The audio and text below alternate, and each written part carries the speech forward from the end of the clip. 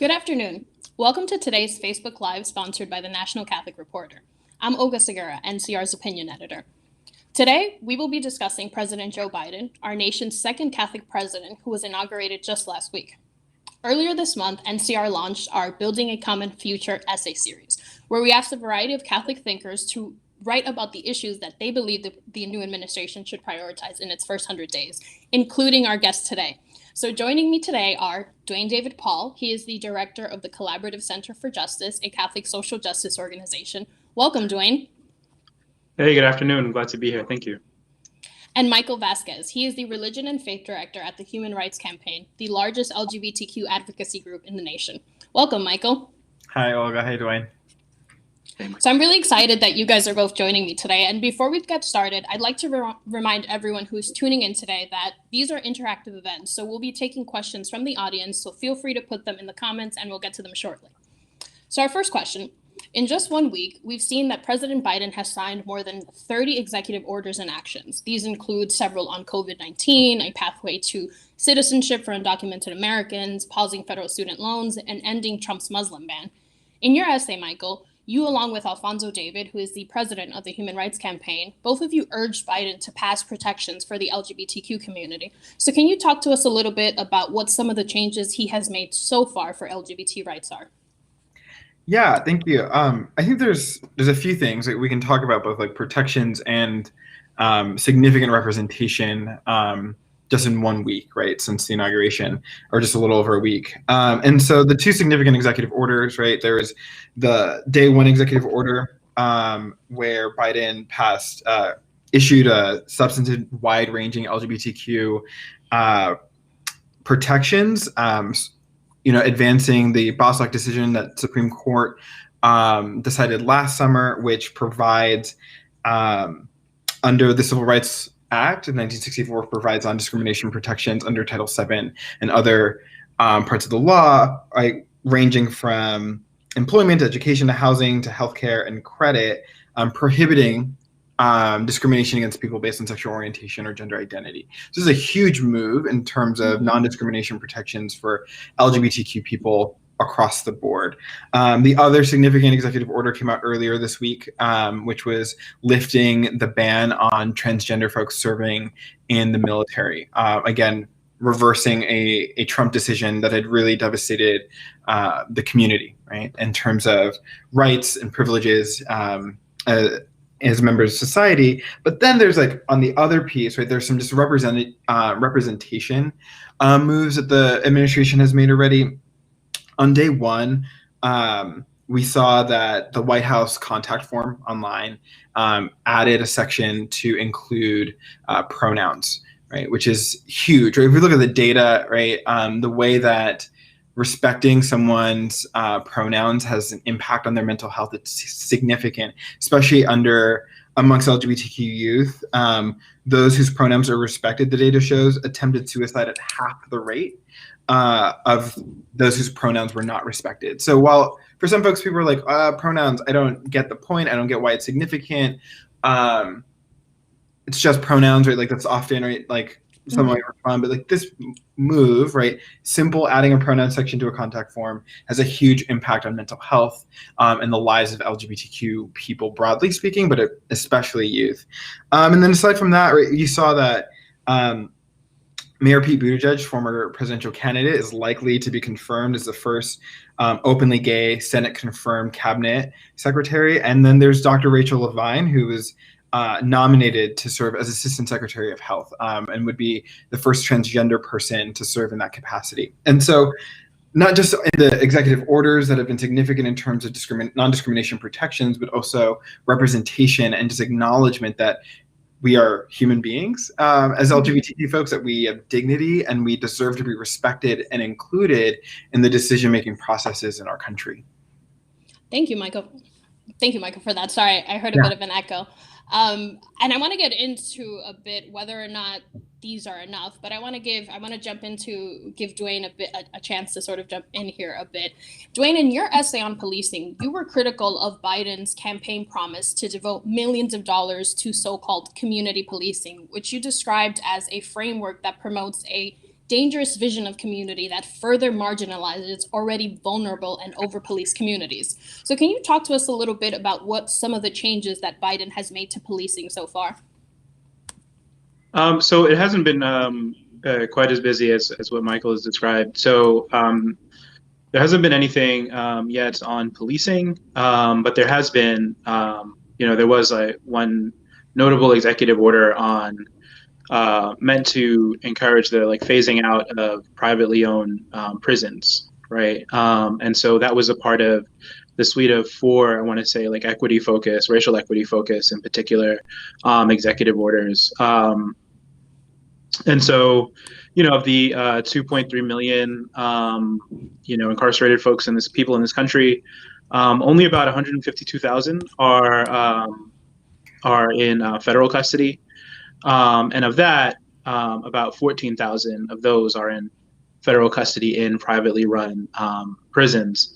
Notable for the executive order is that it only, that only goes for folks on the Department of Justice's jurisdiction, and so that doesn't account for the vast majority of immigrants in detention that are housed under the Department of Homeland Security. That make up the vast majority of people housed in, in privately run facilities or with private contracts. And that's, and again, of those tens of thousands of people in those immigration detention, the vast majority aren't there for any sort of criminal infraction, or certainly any serious criminal infraction. So that is, what's on the law enforcement front right now.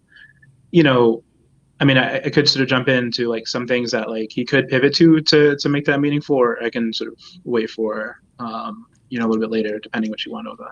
Yeah. So far, that's actually a perfect sort of transition. I just want to take a quick moment to remind anyone who has joined us since we started that we will be taking questions from the audience, so feel free to write them in the comment area. And sort of one thing that I really appreciated from both of your essays and hearing you talk today is that you both include this urgency to really center marginalized communities, especially Black, Brown, Indigenous, other people of color.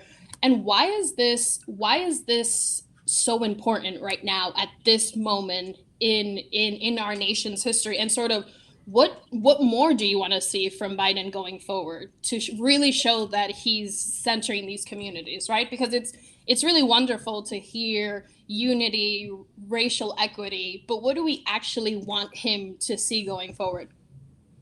So I'll start with you, Dwayne. Sure. I mean, so I am the policy work that we do at the Collaborative Center, and and that I engage in myself as an individual. Here I'm speaking for myself.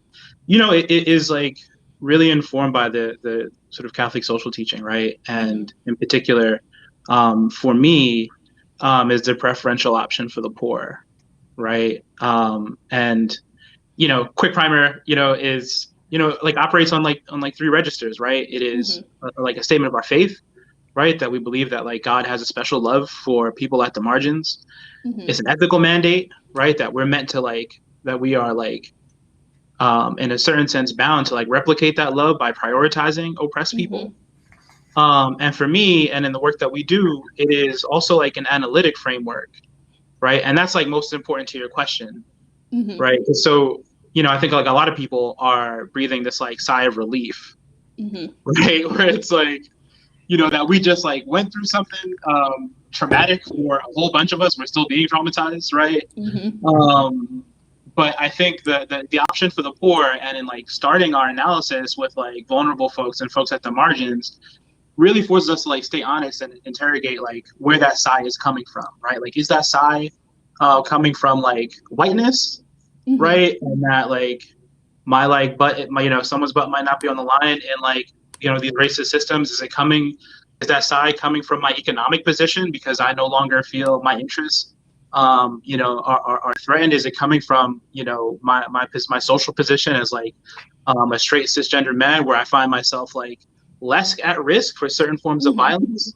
And so that's vital, right? Because in that sort of sigh of relief that so many of us are breathing, a lot of people are still dying, right? And a lot of people are still going to die, right? And we have to like stay focused and make sure that we're not just like relieved and comfortable because like, you know, we don't have like just like absolute like vulgar, right? Like sort of like absolutely like vulgar like leaders. Right. Yeah. And I think it's so important to hear you say that, because there is this level of trauma that a lot of the marginalized communities are still processing in this month alone. And I mentioned this earlier. This is something that really stood out to me from both of your essays, because Michael, you also get into the crucial necessity to really center, especially Black and Brown transgender women and men who face the most violent year in 2020. So can you talk a little bit about why it is so important right now to urge Biden to center policy in this way? Yeah, absolutely. Right. Like you mentioned, we've recorded, right, since the Human Rights Campaign has started tracking, last year was the most violent year on record. 44, at least, that we know of, right? 44 transgender and non-binary individuals died by violent means over the course of the year, and a heavy concentration of that. The majority of that, I'll back up. The majority of those folks were Black or Brown folks, Black or Latinx, and the largest concentration of those deaths took place in Puerto Rico, which I have as a Puerto Rican person, like I'm very even more. I feel the sense of urgency more intensely. But so we're looking at, right, across America where all these deaths are taking place, the ones that we know of, right, are impacting communities of color. And then you have this pseudo-colonial state that is experiencing a wave of gender-based violence that is affecting cis women as much as it's affecting trans women, and a wave of anti-LGBTQ broadly hate crimes. And so as we're looking at the issues that we're facing, right, it's significant, right, that we have these representational appointments, both in, or nominations, both in Health and Human Services, in the Transportation Department. That's significant. It's significant that now Secretary of State Blinken is saying that in terms of the global fight for LGBT rights, they're going to elevate, or they're committing to elevate the special envoy role for the human rights of LGBT folks around the world to an ambassador rank. Those things are huge. That's significant. Right. But when I'm looking out my door, right, looking out my window, looking at, right, like the neighborhood that my grandma grew up, there's huge violence that is spreading significantly, and we need to address that immediately, right? That's why HRC has called the administration to establish a task force, an interagency task force that addresses violence against transgender people, particularly trans women of color. But these numbers are staggering. And we can correlate that directly to the experience that we've had over the last 4 years, right? In particular, right? Last 4 years, we all know, right? It wasn't a unique moment of white supremacy. It was just a particular brand of white supremacy that was very visceral, but like this has been here, it's gonna stay here, right? Unless we uproot it, right? Like unless we address it deeply. And we experienced that in living color just 3 weeks ago, and what took place at the Capitol, right? This white supremacist insurrection that determined for themselves that a white America, a white cis straight America is the desirable America, and anyone else that doesn't fit into that category, right, will be met with violence, right? And I think most critically, while this is a policy issue, significant policy issue for the second Catholic president in U.S. history, like that's huge. This is also a critical issue, right? And I know we're going to probably get into this a little bit more later. Critical issue for the bishops, right? Like, what are y'all doing, right? Like, because we can't. The correlation between nationalist religion, the correlation between white supremacist Catholicism, and what we're seeing happening, right, to Black and Brown people, right, the persecution of Black and Brown bodies, queer or otherwise, across America and around the world, it's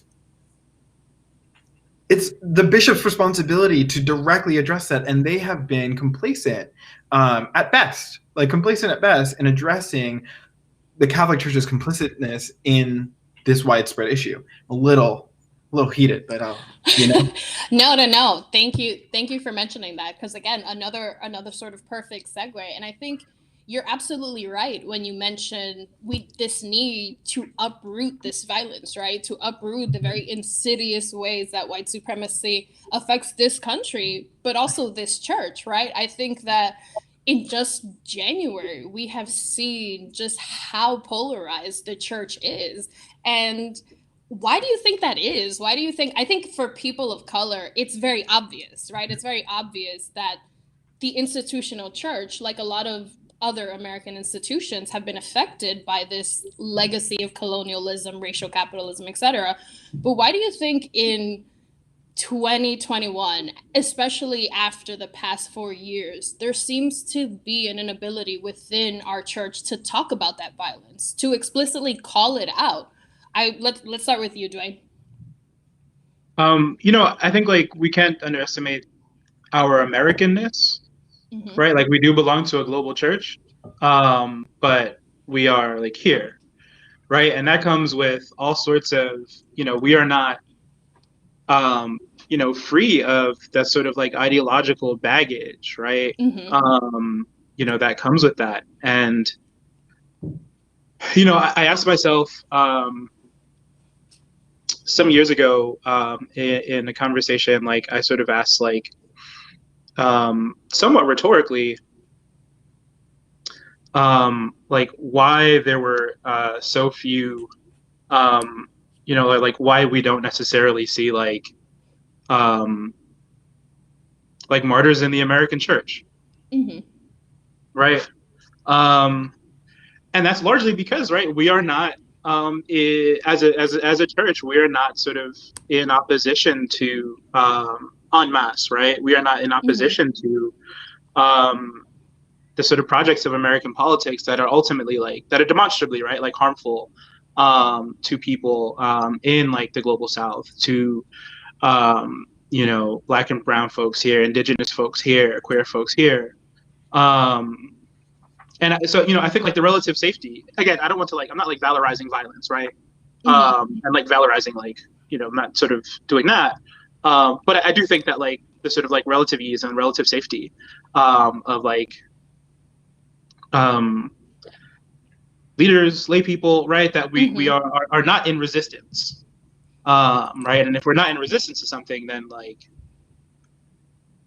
we are complicit in a lot of things, right? Because there's no neutrality, right, in politics, right? There's no such thing. Right. So I mean, I think that's where I would start. And this, I welcome you, Michael, as well to answer this, but I want to just pull in a question from the audience as well. Would it be easier to uproot white supremacy in the American church, in the U.S. church, or in the United States as a nation? Yeah, I don't think those are inseparable, right? Like I think again the correlation is direct, right? When we go all the way back, right, to colonization, to the transatlantic slave trade, right? Who approved that?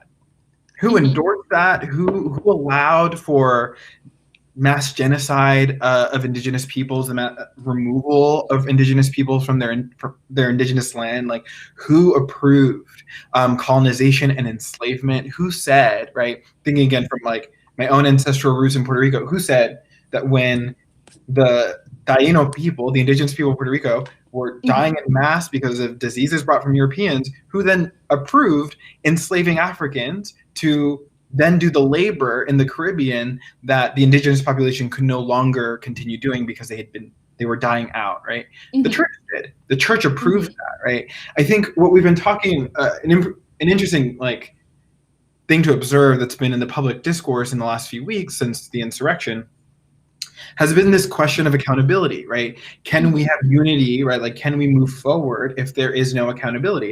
And the answer, right, I would say, I think we probably all agree, is quite simply no, right? Like, you cannot, right? And I find it so fascinating, right, to put it lightly and gently, that an institution that prides itself on the sacrament of confession has an inability to itself confess for its own sins, right? Whether that's the sins of the doctrine of discovery that allowed for the colonization of the world, right?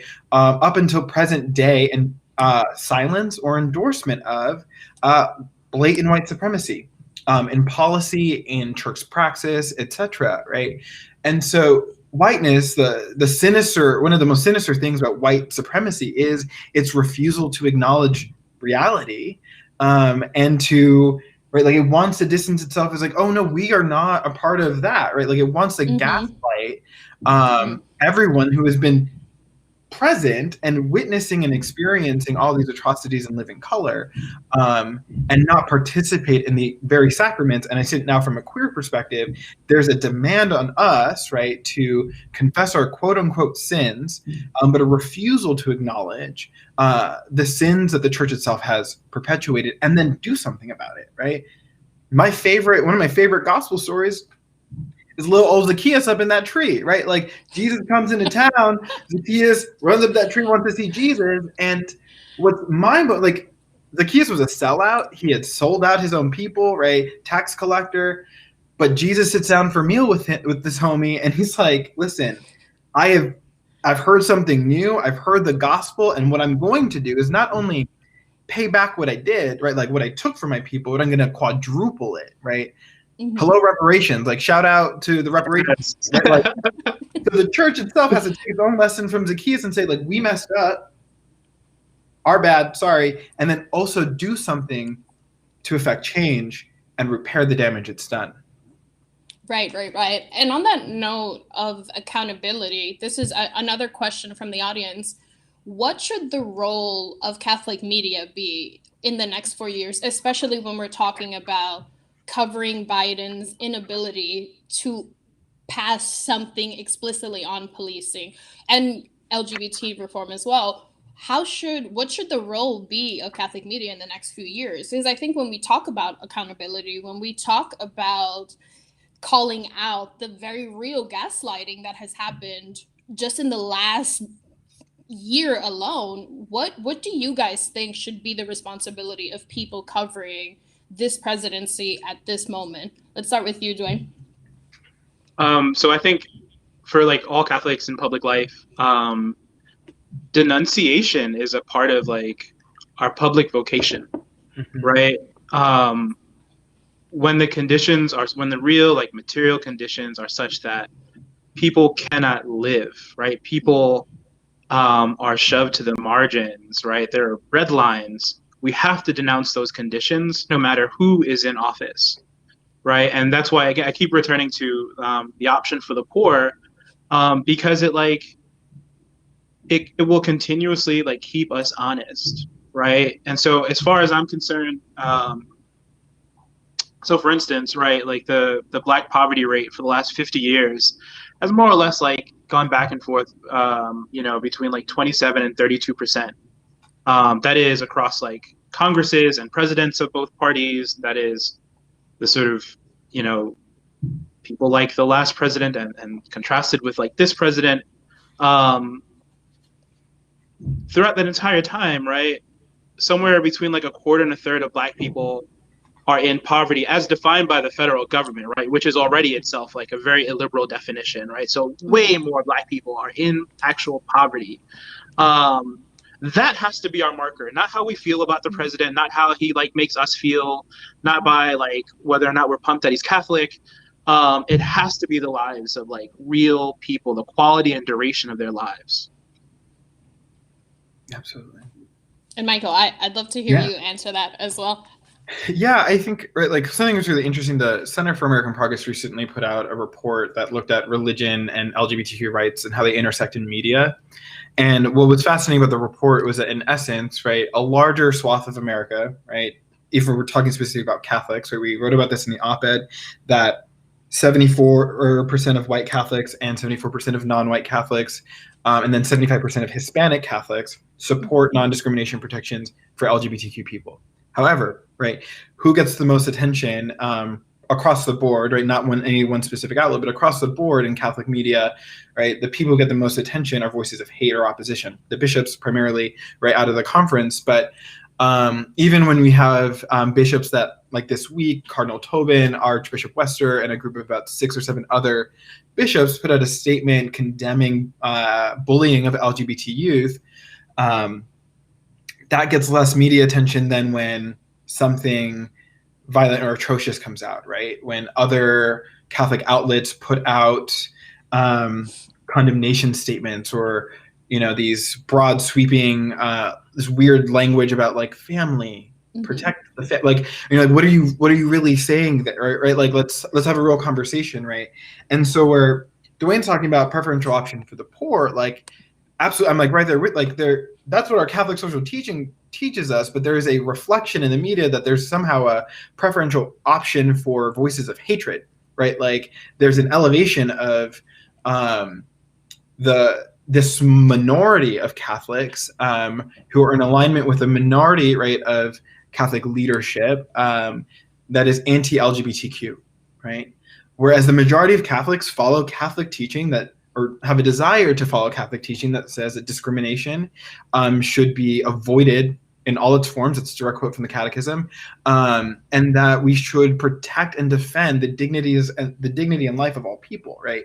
And so whether it's in media coverage or in the work of organizers and activists that have gotten us the wins that we've seen so far, it's just important. It's important to note, well, where the Catholic Church in America really is different than where the Conference of Bishops might be. And while there is in some wings of the church, an opposition to the democratization of faith, right? We should look at those numbers, right? Catholics are shifting, and that shouldn't just be thrown away because, well, Catholic lay people don't make decisions, right? In the way that folks try to dismiss that. But it's an honor, right? Catholics showed up to Mass. They read their Bibles, they went to catechesis, right? And their conclusion was, based on their study of their faith, their prayer, and their devotion, their conclusion was LGBTQ people deserve rights and to be protected from discrimination. And that's a wrap. Thank you both for that. Thank you for taking the time out of your day to join us and in this wonderful conversation. And I just want to thank all of the audience for your questions. And behind the scenes, I'd love to thank Stephanie Yago and Brittany Wilms, who handle all of the tech stuff behind the scenes. And if you want to see Dwayne's essay, Michael's essay, and the entire Common Future series, you can visit ncronline.org and follow us on Facebook, Twitter, and Instagram. Thank you, everyone.